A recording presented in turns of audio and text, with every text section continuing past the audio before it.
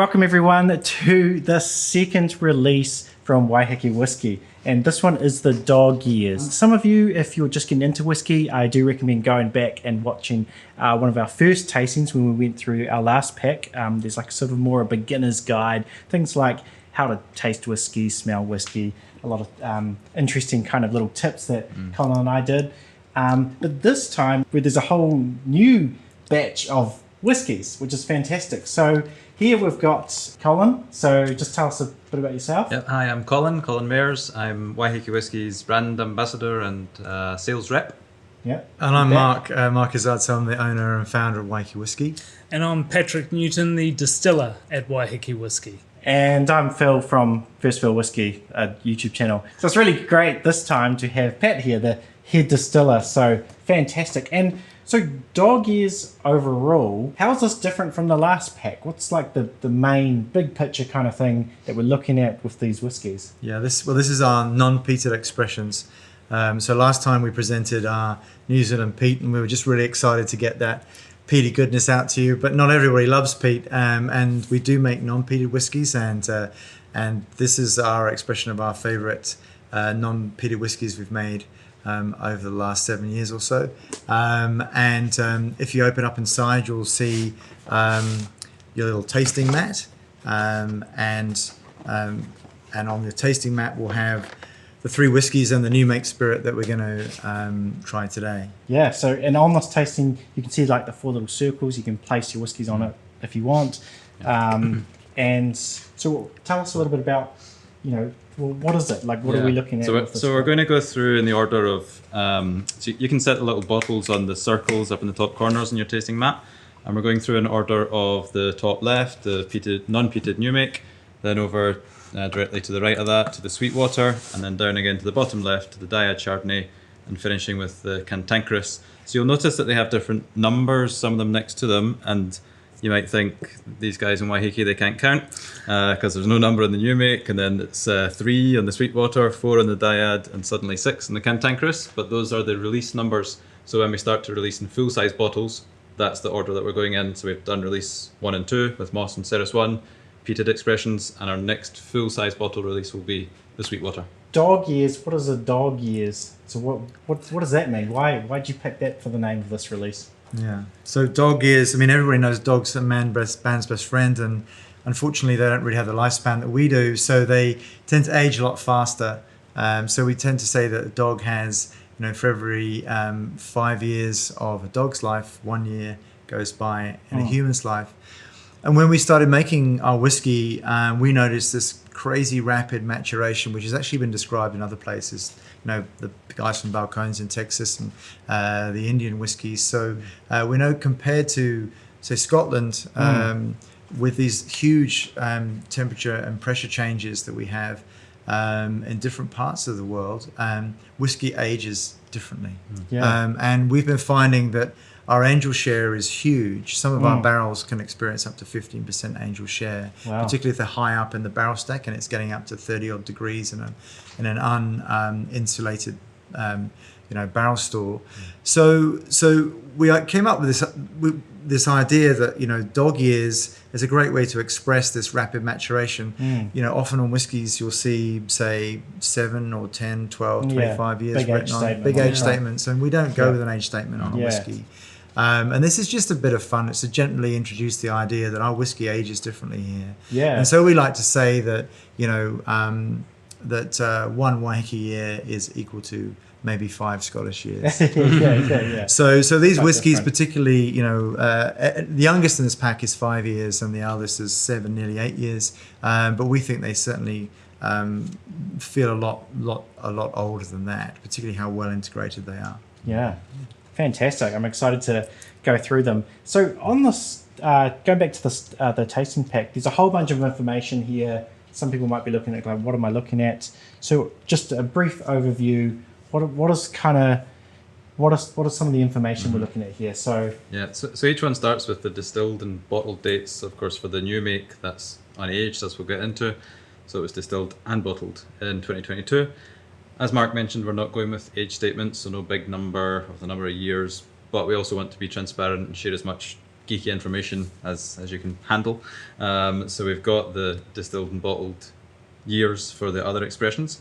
Then we're going through things like the barrel sequence of what types of wood, what cask types they've aged in, the details on the yeast, the wort. Maybe Pat can talk a bit more about those details on those ones. Yeah, so when we make whiskey, we have, I guess, certain numbers which we're looking for, like how much sugar is in it, what alcohol we're looking to taste on and off when we're making our cuts. So that's all put down in here.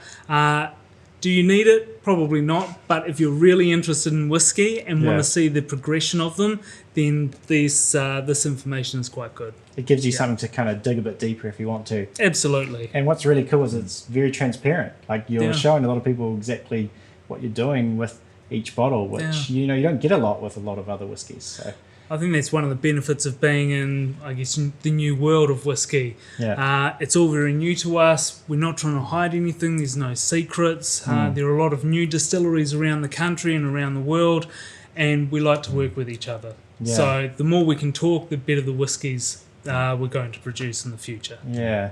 And the one thing people will probably know what it is are the tasting notes. So there are tasting notes on this.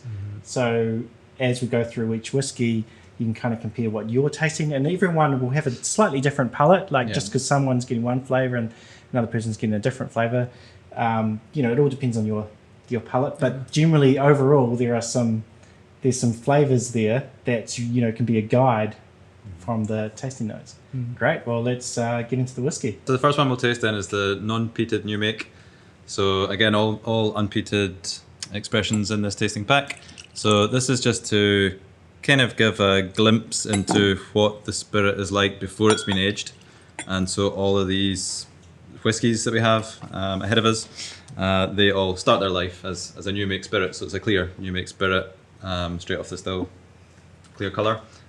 Gives you a bit of an idea, I think, of the Waiheke Whisky DNA and the sort of thread that comes through on each one of the aged expressions.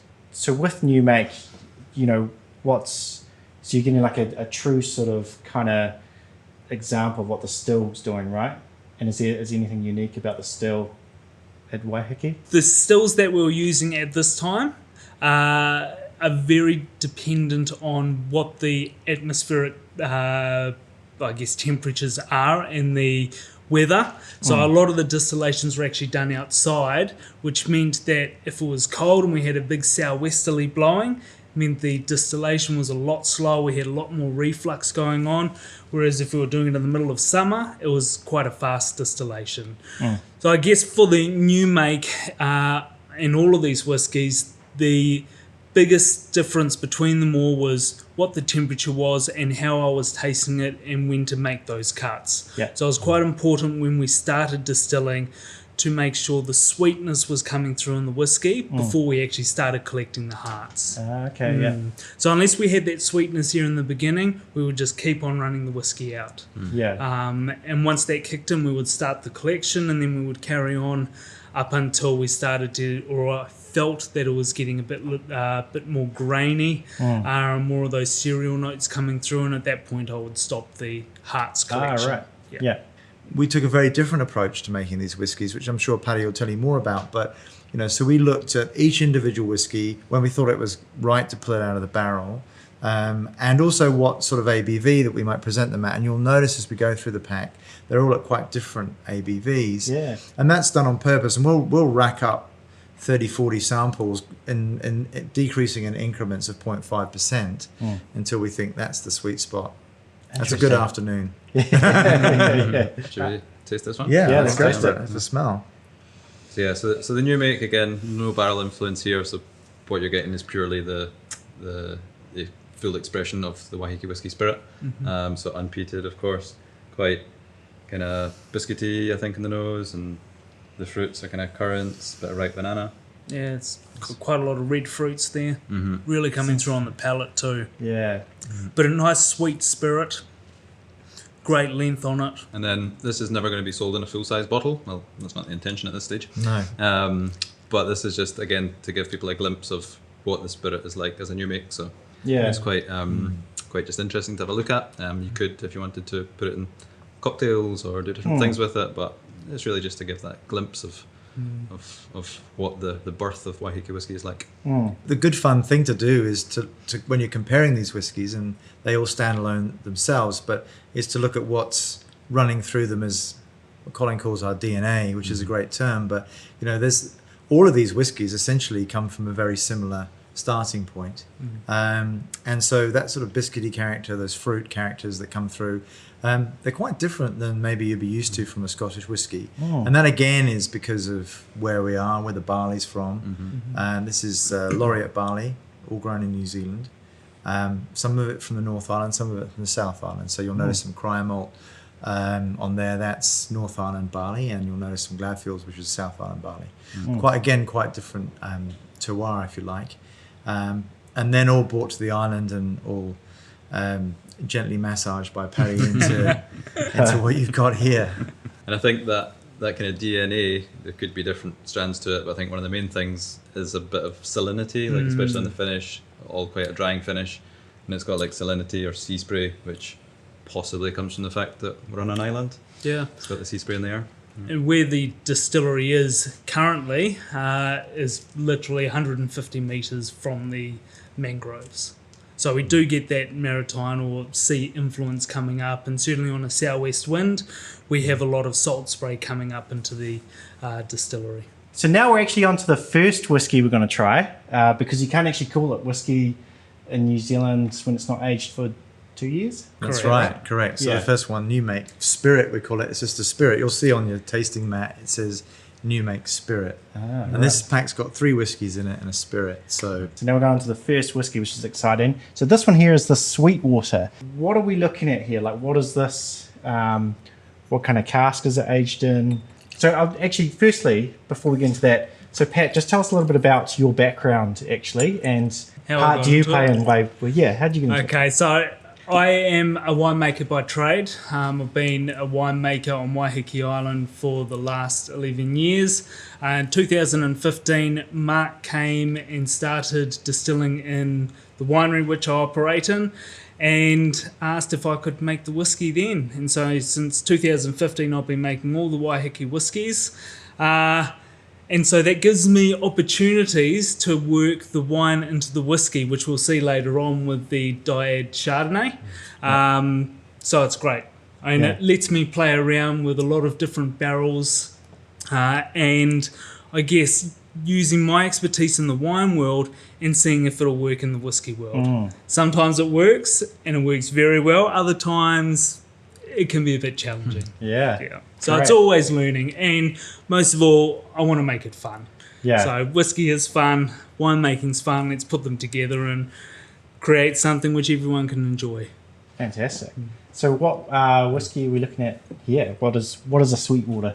the Sweetwater, it's got a few different names. I mean, this whiskey, the idea behind this whiskey was to present a very approachable face of whiskey to people who may not be necessarily whiskey drinkers.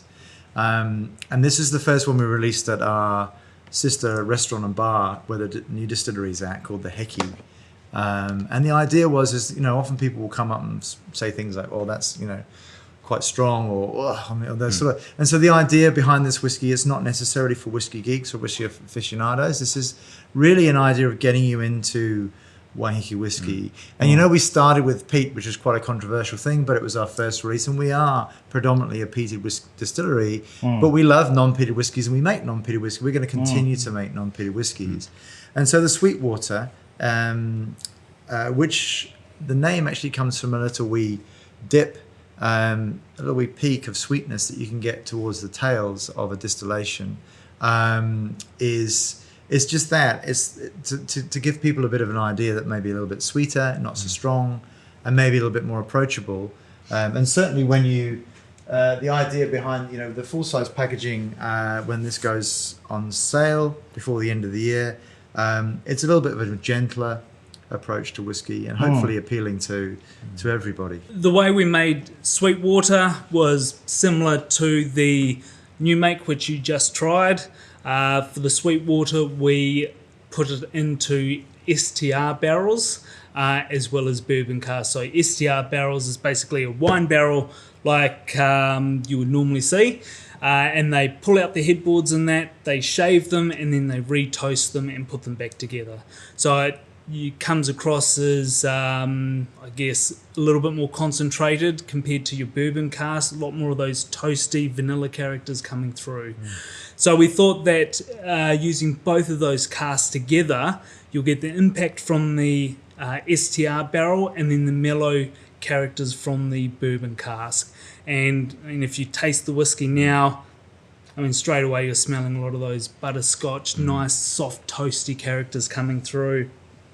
Some nice citrus notes coming out as well. I think you get a nice kind of orangey note on it, like quite a sweet sort of, in New Zealand we'd say lollies, but back where I'm from in Scotland we say sweeties. Americans might say candy. That's quite a candied lolly sort of note. Yeah. You'll notice too with Sweetwater that the alcohol is 41%. So we decided when we went through and did our trials and tasted everything from 38% right through to 56%, that 41% this whiskey was showing its best characters. So it was nice, rounded, delicious, and just a really drinkable whiskey at this alcohol percentage. I really like this one. It's super approachable. It does have that really nice, gentle white fruits coming through, but almost like it's almost like you put. It was almost like a honey on toast type thing. With a little bit of butter on it or something. The honey notes really come through on the palate. Yeah. And I think like the new make and like all the Waiheke whiskies, it's got that drying finish, so kind of peppery drying, a little bit of saline. It leaves you wanting to come back for more. It's not too cloyy. Yeah. I think, and that's interesting, isn't it? It's not an intentional thing, but we all kind of like our dry finish, and it's something that seems to flow through Waiheke whiskey, whether it's the still shape, the place we're from, the barley or whatever. It's definitely not the barrels we use, because it seems to be there in almost all of our whiskies. Wouldn't you agree? Yeah, absolutely. The other thing to say about this whiskey is, it's also dedicated to my wife, to Rosie, who's she's back holding the fort at home with the distillery and the restaurant bar. So, I mean, this is her favourite, and also one of her favourite colours in the packaging as well. So, this is for you, Rosie. Cheers.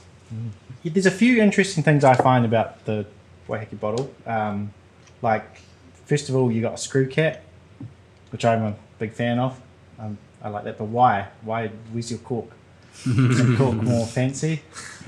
I mean, there's lots of the thing about whiskey is we've had a lot of time to think about this final product. I mean, we didn't really come up with a brand or anything for 10 years or so after we've been making whiskey, but this bottle's got a lot of thought that's gone into it.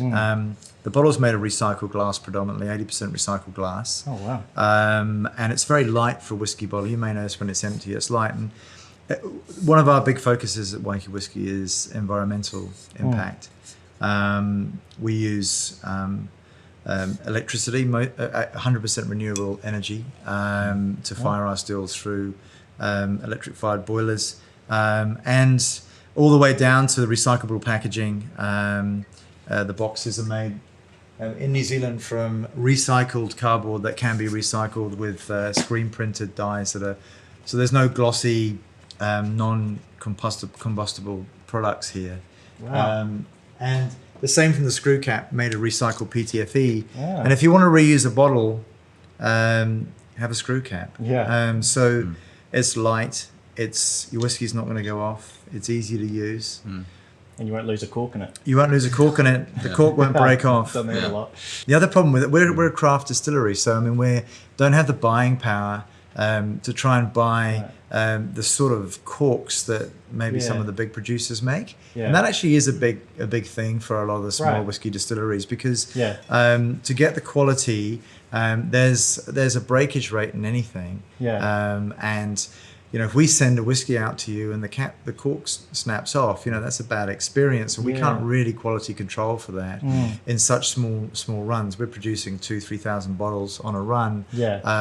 So this is much more reliable. It's environmentally way safer, both for the whiskey, but also, the amount of energy required to make the small recyclable cap compared to harvesting the cork, which cork on its own is environmentally friendly, but not Yeah. when you glue it to a lump of plastic Yeah, true. and then ship it from Portugal to New Zealand. Yeah, and yeah. it's heavy, and then you stick it in a bottle, and then some of them break. Yeah. So all of these things were things that we thought around the screw cap, and Yeah. finally, it's what we did with wine. So Yeah, the it is. Kiwis, It's a classic New Zealand thing, isn't it? yeah, the screw cap with the wine. So it's a little homage to Yeah. New Zealand wine and to the wine industry for the. Mm. So, like it or lump it, Waiheke Whisky has a screw cap. Yeah, I think it's underrated. I think, yeah, I've had whiskies where, there's let air in, and there's little. It doesn't oxidize like wine, but this there's no risk of that Yeah. at all. No. It's just so much Not more at all. secure. Yeah. Yeah. Like even there was some whiskey bottles with a big heavy cork, and if you lift it up wrongly, it can slip out. Yeah, and yeah, you lose drop some it. whiskey. So you don't Yeah, true, no true. risk, no risk there. Great. So now let's go on to our second whiskey, our third drink of the night, and that is the Dyad. And you'll see under this it says Chardonnay. So what's happening here with this one? So this started out as a bit of a play around for me in the winery. One day, about this time a number of years ago, I was pulling Chardonnay out of barrel, and I thought, what would be quite cool is actually just throwing some whiskey straight into the barrel, not washing it at all, so it's got all the Chardonnay sediment in the bottom, and let's see what it does. So that's exactly what I did. Sucked the Chardonnay out, banged the whiskey in, popped it on a rack, left it at the back of the winery for a number of years, and then we pulled it out, and we were very happy with the results. Enough for us to go and bottle it. Yeah. So this one here has actually got some recognition. So what's happened recently with this specific This one? one won gold at the Drammies, Yeah. and also won a gold at New Zealand Spirits Awards this year as well. So it's only been entered into 2 competitions and it won gold in both. So Yeah. I guess people Two out like of it. two. Yeah, there must be Yeah. something working for it. Something working for it, yeah. Yeah. And it's what we found quite interestingly. It's a love it or hate it whiskey. Right. It's really quite polarizing. I'm sure Colin will talk to a bit more because he's been to quite a few tastings with it. But Oh, okay. tell us about it, Colin. Yeah. So I think it is obviously got a wine influence, which some people love, other people not so much, and quite an interesting wine finish that you don't find a lot in a lot of whiskies. Like you'll get, I guess, more common obviously is sherry finishes, Oloroso and PX and whatever else, but it's quite rare to find a Chardonnay finished whiskey. Even white wine in general. I Yeah. haven't had many whiskies Yeah. aged in white wine casks before. But it does tend to split the room. I think some people, some people just don't get it or don't click with it, whereas others really go for it. So you either really Yeah. love it or you really just it's not your cup of tea. But Interesting. but yeah, I think it's a great whiskey as well to express the Waihekeness of it, because it's a dyad, which the name is from Latin for two. So there's 2 types of casks. There's the bourbon cask first, and then the Chardonnay cask. 2 types of things from Waiheke, the Waiheke Whisky, and of course the Waiheke wine that Pat made, and then it's 2 of Pat as well, because he made the wine and he made the whiskey. So. Yeah. Isn't that fascinating? There probably is not many distilleries around the world where the wine has come from somewhere so close to the distillery. Yeah. So I guess that plays a part into Absolutely. terroir or something like that. I can't think of one, Yeah. which is pretty cool. It's not often that happens. Yeah. Yeah. Also with the environment, you'll see as we do our further releases, we've made port, and you'll see in future releases our own port barrels, so to reuse the barrels and instead of importing barrels, I mean obviously our bourbon barrels, they need to come from overseas, but we try and do as much locally as we can. Shave, toast, and recharging our own barrels, and also reusing what's at hand. Yeah. That's fantastic. From the same island. Yeah. Yeah. So good. We've got about 30-ish wineries on Waiheke, so Yep. Yeah. there's plenty of wine Yeah. barrels available. Look out for some interesting things to come. Definitely. Yeah.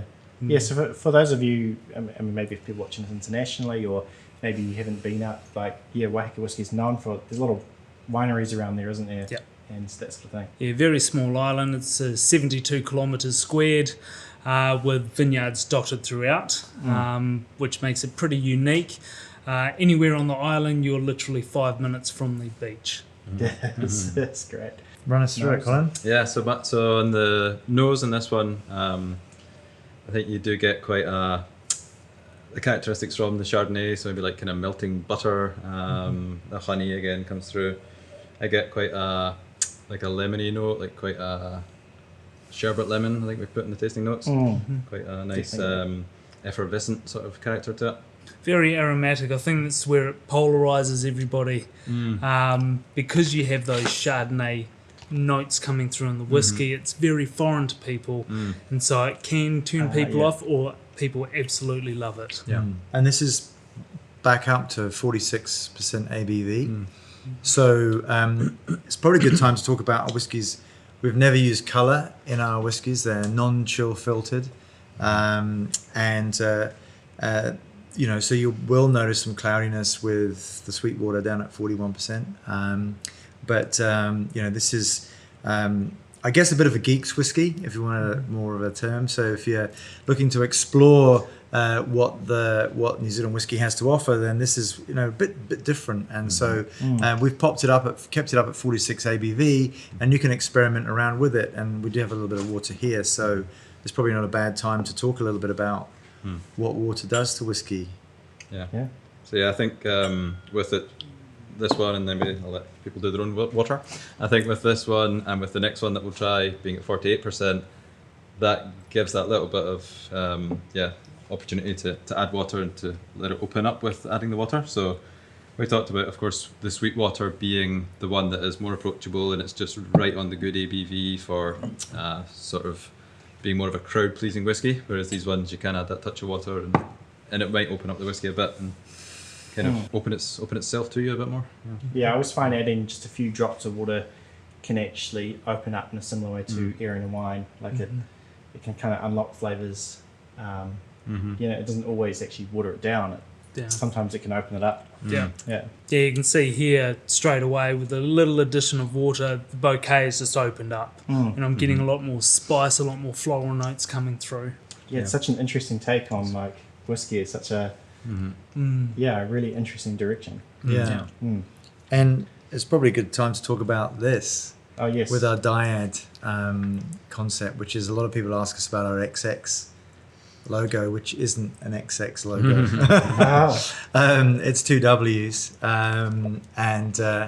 so on our tasting pack, as Colin's demonstrating, so a lot of people say, well, these things are upside down, and what's going on, and why is it upside down, and where's that coming from? Even the printer asked, is that the right way up? And the idea is that I think that somebody described our whiskies as a bit of a parallel universe, and we're New Zealand, for those of you who don't live in New Zealand, it's got a lot of old world characteristics to it. We're essentially a bit of a facsimile of Europe, and how we speak English, and how and Te Reo are two major languages in the country, but so big Asian influence too. And so we had this idea that really, although we're making single malt whiskies that are quite similar to Japan or Scotland, but we're a little slant on it. And so the W's, instead of being that way up, are sideways, because it's a new hemisphere, a new look at it, a new tweak on the whole thing. So Waiheke Whisky was born. And a lot of this stuff is these crazy parallels, like the wine and the whiskey together.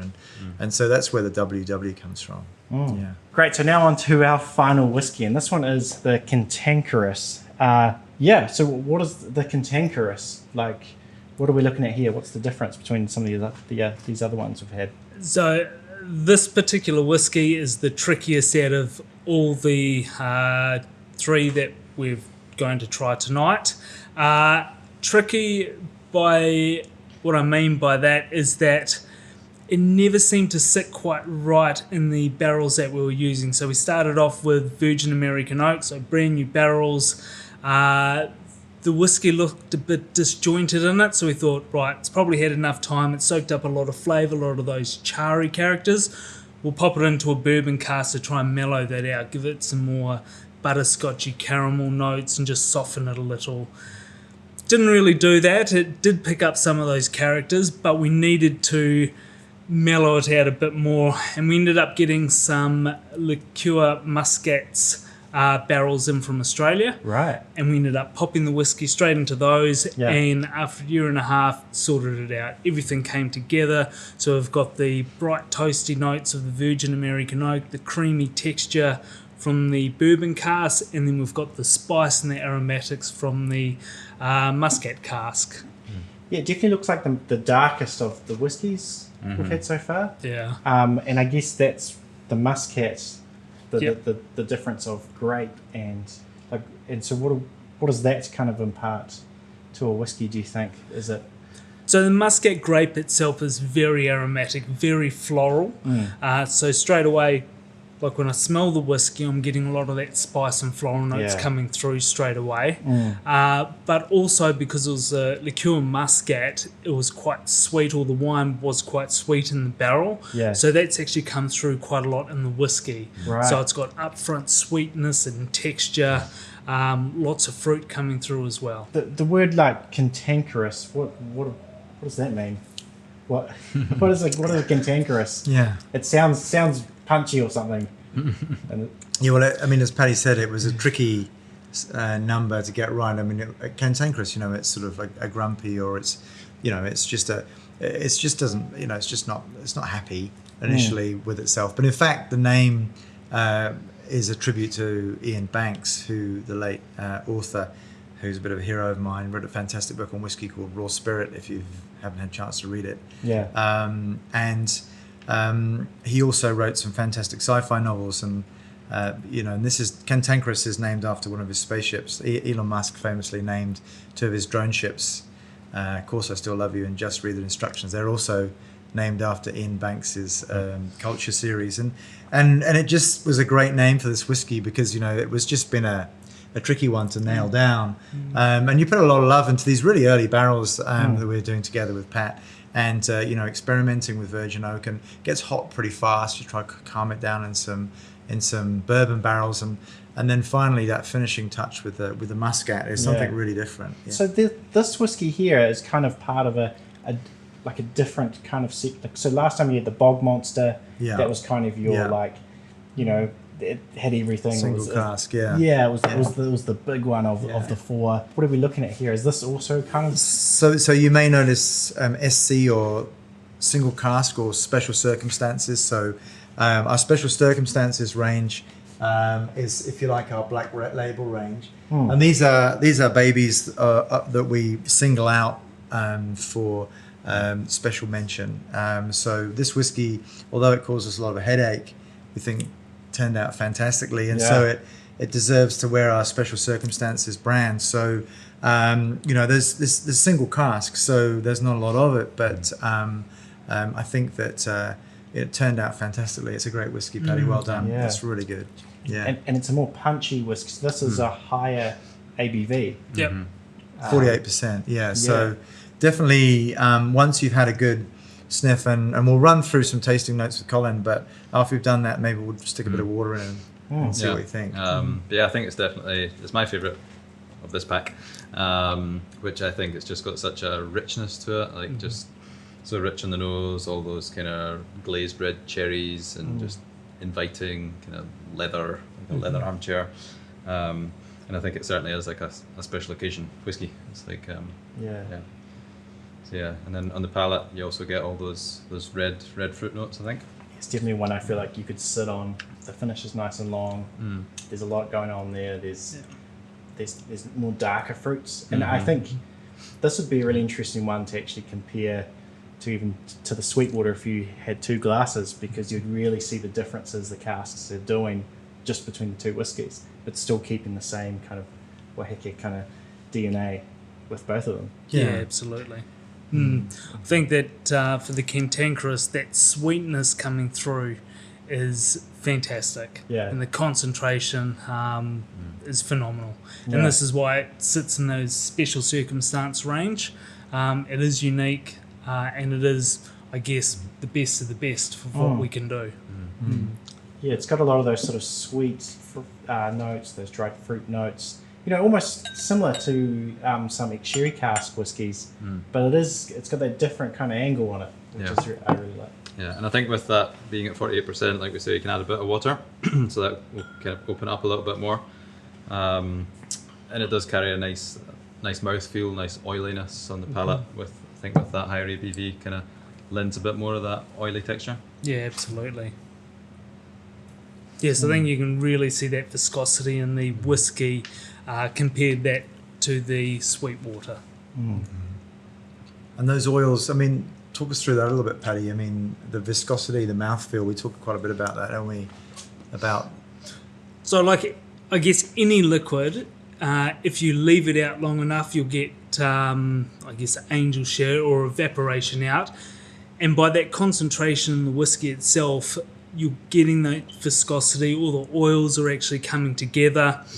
And then when you add a little bit of water, you're releasing them again. So they become more aromatic, more pungent, and just everything opens up and should make the whiskey a lot more palatable and a lot more enjoyable. Not to say it's not enjoyable at 48%. Absolutely. But I still get a characteristic, that salinity and a little bit of dryness towards the end, but which runs through it, which leaves you wanting to come back for a little bit more. It's not too cloyy on the back end. Yeah, although it's sweet, it's not sickly sweet or icky. It's still got the drying finish. Yeah. It sort of plays both sides a little bit. With the sweetness, and then it comes to this nice dry finish. Yeah. There's a few exciting things happening at Waiheke Whisky. So, firstly, there's you can get bottles now. So last time we did this tasting, there was just the little ones. Yeah.